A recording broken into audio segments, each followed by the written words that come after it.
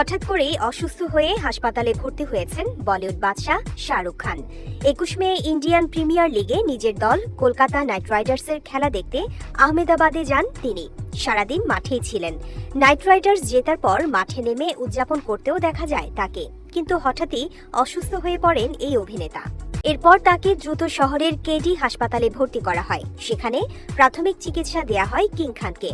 হাসপাতাল সূত্রে ভারতীয় সংবাদ মাধ্যম হিন্দুস্তান টাইমসের একটি প্রতিবেদন থেকে জানা গেছে, ২২ মে দুপুর ১টার দিকে তীব্র গরমে হিট স্ট্রোকে আক্রান্ত হলে দ্রুত হাসপাতালে ভর্তি করানো হয় বলিউড বাদশাকে। প্রতিবেদনটি থেকে সর্বশেষ আরও জানা গেছে, ২৩ মে সকালে শাহরুখকে দেখতে হাসপাতালে গেছেন তার স্ত্রী গৌরী খান। বর্তমানে শারীরিক অবস্থা স্থিতিশীল রয়েছে কিং খানের। শারীরিক অবস্থার উন্নতি অব্যাহত থাকলেই ২৩ মে হাসপাতাল থেকে ছেড়ে দেয়া হবে এই অভিনেতাকে। তবে হাসপাতালে ভর্তির খবর সামনে আসতেই চিন্তার ভাঁজ পড়ে ভক্তদের। অনেক ভক্ত সামাজিক যোগাযোগ মাধ্যমে অভিনেতার দ্রুত আরোগ্য কামনা করেছেন। বিভিন্ন সূত্রের বরাতে ভারতীয় সংবাদ মাধ্যম বলছে, আহমেদাবাদে নরেন্দ্র মোদী স্টেডিয়ামে প্রচণ্ড গরম ছিল ওই দিন। চিকিৎসকরা জানিয়েছেন, পানি শূন্যতার কারণেই অসুস্থ হয়ে পড়েন বলিউড বাদশা।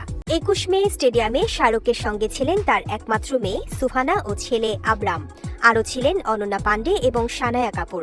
তারা সবাই ভালোই আছেন বলে জানিয়েছে ভারতীয় সংবাদ মাধ্যম।